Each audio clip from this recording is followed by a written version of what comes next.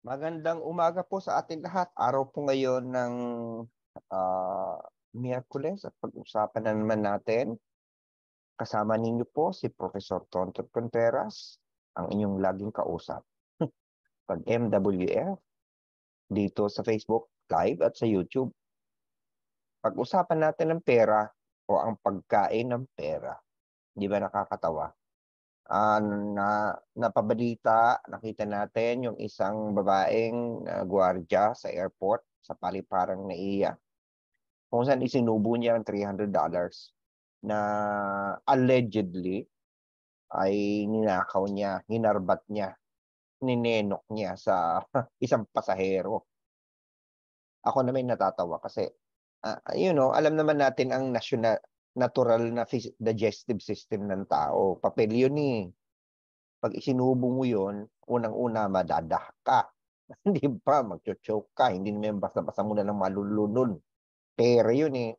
Tapos pag nakarapasok ngayon sa tiyan mo, di siyempre, they treat yun as food. Hindi ko lang alam pag yun na itinae mo, anong itsura noon. Di ba? O baka naman desperate na talaga yung babae, ayaw niyang mahuli. Siguro, that is just her way of getting away from an act na mabubuking na siya. Lalo na't andun na yung opisyal, yung mga boss niya. Pero ibang pong pagkain ng perang pag-usapan natin kasi nakakagulat nga naman na makakakita ka ng isang taong kumakain ng pera. Pero mas nakagugulat, pagpamanhin naman, mas nakagugulat yung ating natuklasan na ikinagulat din mismo ni Representative Stella Kimbo. Alam mo ito si Stella Kimbo, dati itong profesor sa UP, ng economics. At dati supporter ito ni Glenn Robredo. Ito ay talagang dilaw, naging pink. Nung huling eleksyon, si Lenny pa ang sinuportahan nito. Pero nagkaroon siya ng character development at nakita natin, nag-transform siya. Ngayon, mataas ang posisyon niya sa Kongreso. Isa siya sa mga senior deputy chair yata ng budget committee. At siyang nanguna sa pagdepensa sa budget ng Vice President sa confidential funds nito. So, nagbago ang ihip ng hangin. Hindi ko naman sinasabing mali yun na ikaw ay nagbabago ng isip tungkol sa yung support ang politikal. Eh ako nga ginawa ko yan, di ba? Dati sinusuportahan ko si Duterte noon tapos biglang na there is just a line that could not be crossed. Sometimes when you support, kasi ganito yun. Kaya ako nakaka-relate din ng isang nangyari. In a way, although reverse, 'di ba? Kasi ako sa simula inaamin ko naman na talagang napapagod na ako maging critical sa mga presidente. Napapagod ako maging critical sapagkat parang sabi ko pagbigyan na nga ito. Sabi ko overwhelming naman ang pagkapanalo niya, 'di ba? Siya ang although hindi siya 50%, pero alam naman natin na clear yung kanyang pagkapanalo. Siya ay inal ng bayan, kakaiba naman, first time na presidente mula sa probinsya, iba yung character. So parang nakita ko na, okay, magbibigyan natin. Pero totoo pa rin ang balita, totoo pa yung kanyang pagiging palamura, etc. So sa simula pa lang na bad trip, even before the election, alam naman ng iba na parang hindi ko nga siya binoto, si Binay ang binoto ko, di ba? But, I just want to give him the benefit of the doubt. But apparently, there's just a line that I could not cross. Naging aktibo pa ako sa social media niyan. Hindi ba? Hanggang ngayon, hindi malimutan niya ng mga kritiko ko na naging Duterte supporter ka naman. Well, of course, you can always change your mind. And you can always give your support conditionally. And you can withdraw it if you want. That I think that's important among people. Kasi ang ibang, pagbigyan mong supportan, bulag eh. Parang dinudyos na natin, dinudyos nyo na yung inyong mga politikong mga sinusuportan. Kaya nalalagasan ako ng mga supporter ngayon eh. Nalalagasan ako ng mga followers ngayon sa totoo lang. Kasi ang ano nila, binabanatan ko na si Bongbong Marcos, binabanatan ko si Sara Duterte, But that is precisely the key here. My point is that dapat hindi tayo bulag. So, ito si Stella Kimbo, well, karapatan niya magpalit ng kanyang pananaw. Pero ang isa sa nangyari, nagpalit yata, parang may nangyari nung isang araw. Kasi ni-interpellate siya ni Arlene Brosas ng Gabriela Party List tungkol sa napaulat na yung perang nilipat mula sa Office of the President, mula sa contingent funds nito, noong 2022, inilipat sa opisina ng Vice President, kay Sara Duterte, na ginawang confidential fund, 125 million pesos ito, ay ginastos lang noong last 19 days sapagat yun ang isiniwalat ni Representative Franz Castro. Isa rin namang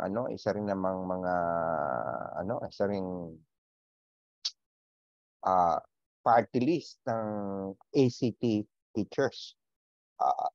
Party list. So, ayun sila. Sinabi yun. So tinatanong ni Arlene Brosas, si Stella Kimbo, na noon ay dinidepensa yung budget. Tungkol sa napaulat na ito na 19 days lang, yung from December 13 to December 31. That's about 19 days kung bibilangin mo kasama ang 13 at ang 31. Ikinagulat natin lahat ang sinabi ni Representative Stella Kimbo. Kasi sinabi niya, siya din mismo nagulat nung malaman niya yung 19 days na pabalitang yun. Kaya siya nag-imbestiga. Tinanong niya ang COA. At ang natuklasan niya, hindi pala 19 days lang. Abay, 11 days lang pala. Big sabihin, 11 araw. Tinapos inubos ang 125 million ng Vice President. So magtataka kayo, saan kaya ginastos yun? Imagine, that would be amounting to about 11 million a day. Kinumpute ko yun, kada segundo mga 131 pesos. Kada segundo. 1,001, 131. 1,231 naman ang kagastusin. Parang, ang bilis, 11 million sa isang araw. Hindi naman, andito, kumikilosan naman yung mga defenders ni Duterte. Sabi ng iba, okay lang yun. Ibig sabihin niya may plano na siya. At efficient yung ginastos. Pwede naman kasi yun. Pero ang tanong doon, saan mo nga ginastos na ganun kalaki? Wala naman problema na sabihin na natin parang ginawa pang alam mo naman yung mga bulag na loyalista o mga diehard Duterte, Sara Duterte. So diehard Duterte, Sara, di ba? Hindi na DS na ngayon. Diehard Sara Duterte supporters o yung mga loyalista, di ba? Tatanungin mo, ang sagot kaagad nila ngayon, hindi may plano na kasi. Pag may plano ka naman kaya mo namang gastusin yung 125 million sa loob ng 11 days. Efficient ka pa nga Di ba? Parang, at tapos yung iba pa nagsabi, talaga namang ganun talaga, ang dami siyang mga gustong gawin. In fact, pinagyayabang pa nga nila mga 20 satellite offices si Sara Duterte all over the country, ang daming taong gustong tulungan, may mga program siya, etc. Meron siyang governance program. Mukat-mukat mo, parang iisipin mo, 11 million a day, saan yun napunta? At saka baka nalilimutan natin na setting aside the efficiency defense and setting aside the fact that he just wanted to serve many, this was not just an ordinary kind of fund. It was a confidential fund. At ang confidential fund, yan ay pang-surveillance lang ng isang ahensya. Pang-surveillance, pang-tik-tik, pang-man-man para sa mga bagay-bagay na nakakasagabal sa trabaho niya. Maraming ipinagbabawal ito. Hindi ito pwedeng gamitin pambili ng sasakyan, hindi ito pwedeng gamitin pang sweldo ng tao, hindi pwedeng gamitin pang party, hindi ito pwedeng gamitin pangbigay ng ayuda. Pwede itong gamitin pambigay na paibuya sa mga informant. Pero 11 million a day, 125 million in 4 months, hindi nga ito pwedeng gamitin para bayaran yung security guards niya Kasi may nagsabi, Ang daming security guard na hinire. Oo, pero hindi ito pwedeng gawing pang-sweldo sa mga security guards ni Sara. Pwede itong gamiting pabuya sa mga informants, sa mga nagsusuplong, sa mga nakikita nilang terorista. Hindi naman yata ganun. Pero kahit na ganun, pagpalagay na binayad sa mga informants, 11 million a day, 125 million for a period. Sino mga informant yan? Tapos, ang Philippine Coast Guard na mas kailangan ng surveillance dahil babantayan mo talaga yung ating West Philippine Sea, hindi ba? 117 million buong taon na yung budget. Samantalang itong si Sara Duterte, 125 million for just 11 days. Parang naisip mo, ano kaya may problema? Parang ako nga naniniwala, ako na may problema ka na talaga kapag pati ito hindi mo nakikitaan ng may mali.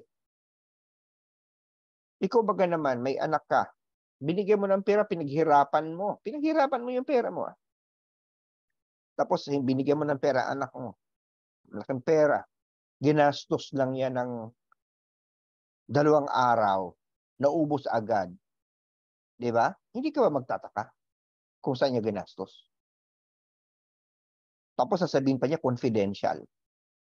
Oh, yun yung hinalilimutan ng iba, yung mga sinasabing dahilan ay na rationalization. May problema sapagkat may limitasyon yung pondo, confidential fund nga yan eh. Okay? So ito yung point dito eh. Na hindi ko alam kung nadulas lang si Stella Kimbo para aminin niya na from 19 days naging 11 days lang. Pero sa tingin ko hindi siya nadulas eh. Kita ko yung mukha niya. Para talagang atubili pa siya pero sinabi niya yung totoo na 11 days. Ayon pa mismo yun sa COA. So ngayon actually ayokong i-preempt. Ano? Hindi natin alam. Hinihintay ko ang paliwanag ni Pangulong ng Vice President Duterte. Yun naman talagang kailangan natin paliwanag, hindi yung angas nagbabanawang sa halip kasi magpaliwanag eh, kung ano-ano mga kadramahan niya, di ba? Sinasabi niya masyado madrama si Risa, inuungkat niya yung mga kaso ni Franz Castro, di ba? Gano'n naman yun, sa halip na sagutin na lang. Okay, pagpalagay ng confidential fund dyan. Hindi mo naman kailangan isa-isahin kung ano yung mismong detalye, pero sabihin mo naman saan yung ginastos yung 11 million a day. Kasi pera namin yan, pera ko yan.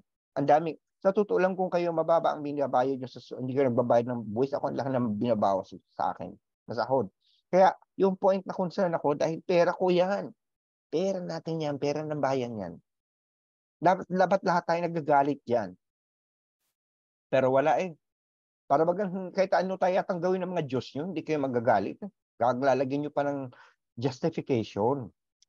Na parang ako minsan iniisip ko, abay kung okay lang sa inyong nakawan kayo ng mga politiko, eh isa kayo yun. Hindi ko hahanapan ng justification ng isang bagay na mali. Para sa akin, parang siguro si Stella Kimbo, parang napagod na rin mag-defend ng indefensible. Hindi ba? Ito pa, parang isipin natin ano, marami nang pagkakamali. Yun na lang paglipat ng pera mula sa Office of the President to the Vice President, meron ng problema kasi nakalagay sa Saligang Batas, Section 25, number 5 ng Article 6. Pwede lang maglipat ng budget kapag una may batas, pangalawa may savings, pangatlo kapag augmentation. May batas nga naman sapagkat ang General Appropriations Act may special provisions for contingent funds under the Office of the President na pwede yung ilipat at gamitin sa ibang mga programa at proyekto. Pangalawa, okay, dapat sa savings galing. Hindi pwedeng hindi galing sa savings. Sa ikatlo, gagamitin mo to augment. Ano bang augment? Dagdagan yung binigay mo na. Yun ang ibig sabihin ng augment. These are the facts. There was no confidential fund given to the Office of the Vice President in 2022. Inuulit ko, balikan natin. Si Leni Robredo pa ang Vice President noong 2022 January. Nagkaroon ng eleksyon, di ba? Ng May, nung June, nanalo si Sara bilang Vice. Ang budget ng 2022 ay ang budget na prinupose pa ng Duterte administration na si Leni Robredo pang Vice President. Walang confidential fund. Nung umupo na si Vice President Duterte, Walang confidential fund. So wala kang i-augment. Doon na lang sa kondisyon na yun, may problema. Ininterpret na yun ng Korte Suprema, Sara Ullo versus Aquino, na kailangan augmentation yan. Pangalawa, galing dapat sa savings yan. Yung una, dapat may batas. May batas nga naman kasi may General Appropriations Act. Pero ang tanong, walang augmentation. So doon na lang saltik, palpak na. Pangalawa, ano ang may savings ba? Lumalabas ngayon na mukhang wala palang savings kasi hindi pala galing sa savings yung paglipat o hindi sapat yung savings kasi ayon sa report ng COA, yung contingent fund ng presidente, 50 million na lang ang nasobra. 50 million na lang ang natira. Ilan ba binigay kay Sara? 125 million. O di 75 million pa ang kulang. Saan kinuha yung 75 million? Ibig sabihin, hindi galing sa savings. So doon na lang, doon sa tatlong kondisyon, isa lang ang na-satisfy. Hindi galing sa savings lahat at ikatlo, walang augmentation na nangyari. Ngayon, may bago na naman palusot ang administrasyon. Halatang-halata mo talaga. At ito, sinabi ito ni Erwin Tulfo doon sa interpellation sa kanya ni Franz Castro. Ang lilalabas nila sa ngayon ay hindi naman daw talaga nagkaroon ng transfer. I-download lang yung pera from the president. Kasi ako mismo, yun ang naisip ko noon. Yun lang ang paraan para makalusot. Huwag nang i-transfer. Ako na i-charge mo na lang yung mga account, mga gastusin mo yan sa aking account. Pwedeng ganun. Ibig sabihin yan, hindi ka nagta-transfer. Kasi ang constitutional limitation lang ay sa transfer. Ginagamit na nila yan sa ngayon. Unfortunately for them, may nakuwang sulat si Edselagman mula kay Vice President Sara Duterte na naghihingi ng augmentation at naghihingi ng karagdagang budget. And in fact, the word that is appropriate is transfer because it was the Office of the Vice President who disbursed. Sa kanya hinahanap ang accountability . Kasi ganito po yan, kung ako po ay person A, tapos ikaw, person B, may pera ako, hinihiram mo, dalang bagay, wala kang pera, humingi ka sa akin, pwedeng gawin natin ganito. Una, okay, anong kailangan mo? I-charge ko na lang yan sa pera ko. So therefore, pag mag-close na ako ng aking libro, sa akin ko yan i-account. Sasabihin ko yung 125 million binigay ko kay Sara Duterte. Akin yan. Aking nahanapin ng COA yan. Ay hindi nangyayari ngayon ang assessment ng confidential fund sa Vice President. Ibig sabihin yan, inilipat ko yung 125 million sa iyo at ikaw nang bahalang gumastos yan. Sa iyo hahanapin ng COA at hahabulin ka kung paano ginastos yan. So ganun na nangyayari. So there was actually a transfer. Nagpapalusot ulit. Di ba? Nahuli na nga, nagpapalusot ulit. So parang ang tanong ko, kung talagang above board ito, ba't ang daming palusot? Di ba? Kung above board ito, bakit si Sara Duterte hindi sumasagot?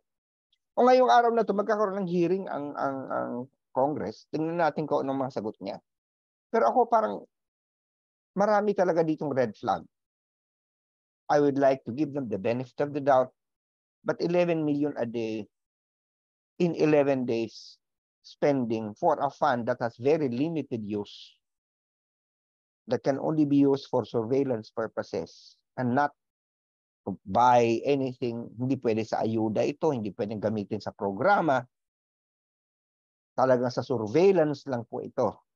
Anong surveillance ang ginawa ni Vice President Duterte nung huling 11 days ng 2022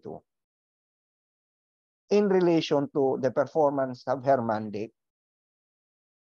Kasi ayon doon sa sulat niya na nabasa ko, kailangan niya sa kanyang governance program. Ano nga yun? Ano yung governance program na yun?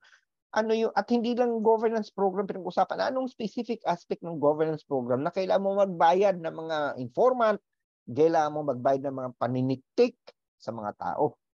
Ano yun? 11 million. Ang laki. Di ba? Sobra naman. Di ba kayo nasusobrahan? Sasabihin nyo, napaka-efficient lang naman ni Sara Duterte. Oo, efficient. Hindi sa manner, marami din mga efficient mangurakot. Di ba? Hindi ko sinasabing nangurakot siya, pero you cannot use efficiency as the reason. Efficiency can go both ways. You can be an efficient person doing something good or an efficient person doing something bad. Di ba? Ganun lang yun. So anyway, pasensya na, kasi sa totoo lang talaga, sasabihin nyo, ayan na naman, si Sara Duterte na naman, hindi natin nantanan. Ito ang sinasabihin ko sa inyo, hindi kasi siya tinatantanan dahil lumalabas at lumalabas pa rin yung issue, hindi pa nasasagot. Tatantanan lang siguro siya pag sinagot niya ang issue. Hintayin natin kung paano niya sasagutin. Saka tayo ulit mag-react. Pero alam mo, medyo delikado na dito si Vice President Duterte. Alam mo kung bakit? It is gradually, dito siya madadali. Actually, dun sa mga illegality nung transfer, hindi yun yung point eh. Sa tingin ko, ang mga Pilipino, ang mga tao, they're concerned about the constitutionality or the illegality of transfer, that it is not augmentation. What will truly scandalizing many Filipinos is the fact that you have spent 125 million in just a period of 11 days. Yung 19 days nga, malala na yung pa sa 11 days pa pala. At we should thank Stella Kimbo for doing this. Say practically through Sara Duterte under the bus, so to speak. Nakagugulat nga naman talaga. Anyway, sana nakapagturo ako sa inyong kaisipan, haplos ko yung mga puso at nakapagpabago ako ng mga pananaw sa buhay, lalo na sa usapang politikal dahil sabi sa akin ng Lasal, teach mind, touch heart, and transform lives. At sana nakapagsilbi ako sa bayan din, sabi sa akin ng UP, serve the people. Okay? O sige, kita-kita na lang tayo sa biyernes. Si Professor Tonton Contreras, lagi nagsasabi, mag-iingat po tayo lagi. At alalahanin, health is wealth. See you on Friday. Lagi kong sasabihin sa inyo, UP naming mahal, Animo Lasal. Magandang araw po sa ating lahat. Bye for now.